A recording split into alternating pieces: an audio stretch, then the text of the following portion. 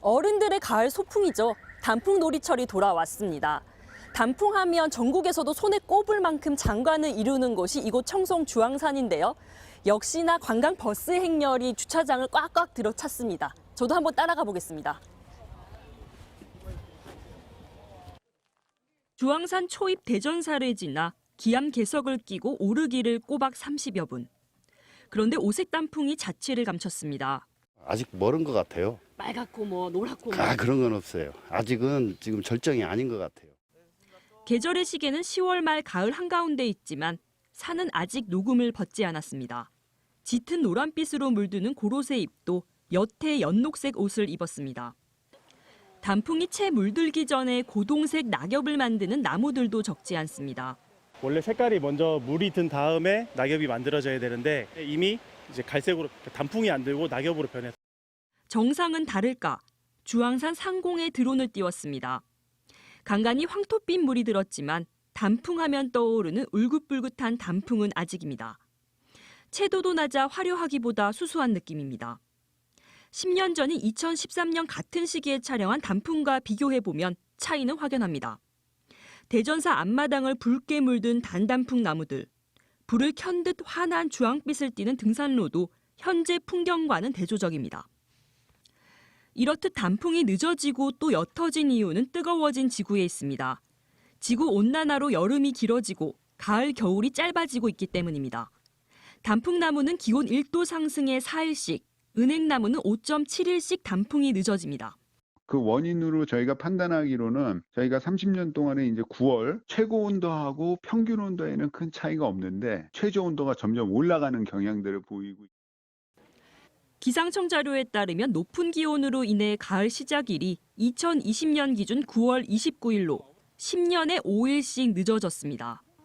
전국 유명산의 단풍 시작 시기도 이와 맞물려 30년 전보다 이틀에서 길게는 13일까지 늦어졌습니다. 이대로 온난화가 진행되면 10월 단풍이 사라지는 날이 멀지 않았다고 기후위기는 경고하고 있습니다. MBC 뉴스 엄지연입니다. 부산에서 벚꽃으로 유명한 남천동 거리에 벚꽃이 활짝 폈습니다. 나뭇가지에서 피어오른 새하얀 꽃잎이 바람에 하늘거립니다. 나무 둥치에서도 꽃망울이 터져 길 가는 사람들의 눈길을 사로잡습니다. 올해 부산에서는 관측 사상 가장 일찍 벚꽃이 폈습니다. 벚꽃 개화의 기준이 되는 부산 기상관측소 벚꽃은 지난 일요일 처음 꽃을 피웠습니다. 1921년부터 관측을 시작해 왔는데 지금 관측한 이후로는 가장 빨리 개화가 관측되었습니다. 군항제와 벚꽃 명소로 유명한 진해 여좌천은 어떤지 돌아봤습니다. 지난 화요일 벚꽃이 화사한 자태를 드러내기 시작했습니다. 벚꽃을 배경으로 외국에서 온 관광객들이 기념 촬영을 하느라 여념이 없습니다. 이곳 진해 여좌천에도 작년보다 6일 빨리 벚꽃이 도착했습니다. 피는 속도가 빨라서 이번 주말이면 연분홍빛 꽃물결이 가득해질 전망입니다. 일본도 비슷해서 지난 14일 도쿄는 관측 사상 가장 빨리 벚꽃이 폈습니다. 벚꽃이 만개한 공원에서 사람들이 벚꽃을 즐기고 있습니다. 유례없는 동아시아의 벚꽃 개화 속도는 이례적으로 따뜻한 봄 날씨 때문입니다. 붉은색이 짙을수록 예년보다 기온이 높은 건데요. 아시아 동쪽부터 유럽까지 이렇게 대륙 전체가 이상고온으로 달아올랐습니다. 이러다 보니 적산 온도가 사상 최고치를 기록했습니다. 적산 온도는 식물이 꽃을 피우기 위해서 필요로 하는 열량을 뜻하는데요. 일평균 5도 이상의 날의 기온을 누적해서 산출하는 수치입니다. 3월 20일 기준으로 64도를 넘어서 이전 최고 기록이었던 2021년 45도를 이렇게 크게 웃돌고 있습니다. 눈이 지금 평년보다 굉장히 적게 왔습니다. 눈이 적게 왔기 때문에 지표면이 흡수하는 태양 복사 에너지가 많아서 상대적으로 지표면 온도 상승에 기여를 하고 있다 생각합니다. 국립수목원과 서울대 환경대학원이 지난 10년간 개화 시기를 분석한 자료입니다.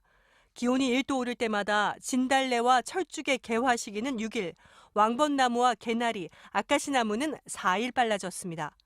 너무 빨리 피는 봄꽃은 꿀벌 등 생태계에 혼란을 가져올 수 있습니다.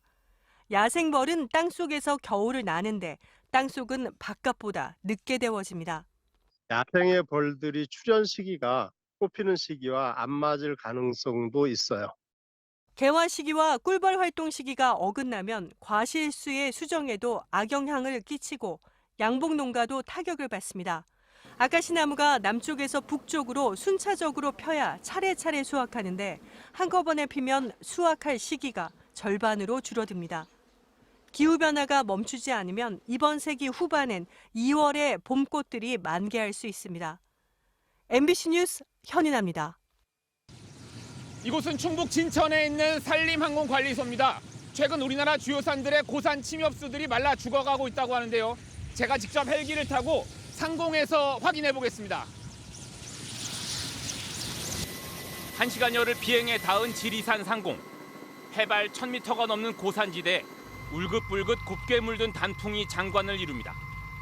그런데 주변을 조금 더 살펴보니 사시사철 푸르던 침엽수들이 눈을 맞은 것처럼 하얗게 변해 있습니다. 원래 이 자리는 구상나무의 군락지였습니다. 크리스마스 트리용으로 잘 알려진 구상나무는 우리나라에서만 자라는 고유 품종입니다. 지리산 반야봉 상공입니다. 말라 죽은 구상나무들이 하얗게 변한 채로 곳곳에 퍼져 있습니다. 좀 더 고도를 낮춰봤습니다. 가까이서 살펴보니 상황이 더 처참한데요. 산불이 휩쓸고 간 듯 말라 죽은 구상나무들이 떼지어 있고 그나마 살아남은 것들도 말라 쓰러진 나무들에 짓눌려 있습니다. 세계 자연보전연맹은 2013년 구상나무를 멸종위기종으로 지정했는데 최근 사라지는 개체수가 급증하고 있습니다. 지리산 천왕봉 방향으로 기술을 돌렸습니다. 이번엔 직접 착륙해 확인해 보기로 했는데요. 내려서 살펴본 천왕봉 주변 상황도 마찬가지입니다. 해발 700m 이상에서 자라는 침엽수 분비나무들도 가시만 남은 생선처럼 변해버렸습니다. 일부는 뿌리째 뽑혀 쓰러졌습니다. 나무 껍질이 바싹 말라 쉽게 벗겨지는 건 물론 한 손으로 밀었더니 커다란 분비나무조차 힘없이 쓰러져 눕습니다. 최근 10년 사이에 집중적으로 그리고 최근 이제 10년? 예, 요즘은 해마다 계속 가속화되는 80%가 고사 단계에 있다. 살아있는 것도 멀쩡히 살아있는 게 아니라 잎이 지금 떨어지고 있습니다. 시름시름 앓고 있는 단계. 산림청과 녹색연합 등이 최근 2년간 지리산과 한라산, 설악산과 오대산 등에서 실태조사를 벌인 결과 구상나무 군락지는 축구장 약 3,200여 개의 면적이 감소했고 축구장 1,000여 개에 해당하는 분비나무와 가문비나무 군락지도 이미 사라졌습니다. 이런 떼죽음 현상은 한라산에서 지리산, 설악산 등 북쪽으로 퍼지고 있고 해발 1000m 아래 저지대 침엽수지대까지 확산되고 있습니다. 원인은 전 세계적인 기후변화 탓입니다. 이상고온과 건조한 기후를 견디지 못하고 멸종 단계에 접어든 겁니다. 고산지대의 경우 기온 상승폭이 평균 10년마다 0.26도로 전국의 기온 상승률보다 높습니다. 병해충이 아니라 기후변화로 인한 겨울 봄철의 수분 부족과 건조로 인해서 죽어가고 있는 거기 때문에 소위 인간의 인위적 힘으로 되살린다는 것은 거의 불가능하고 환경부와 산림청이 합동 연구에 들어갔지만 대응할 시간이 부족해 애를 먹고 있습니다. 구상나무의 묘목은 생존율이 낮아 대량 재배가 어렵기 때문입니다. 치수나 침여들이 발생을 하면은 상관이 없습니다. 현재까지는 치수 발생량이 좀 많지 않기 때문에 점점 이 수종이 아마 고사가 되고 절멸이 될 것이라고 예상을 하고 있습니다. 고산지대 침엽수의 황폐화는 전 세계적인 현상이란 점에서 산림당국은 국제사회와 공조하고 있습니다.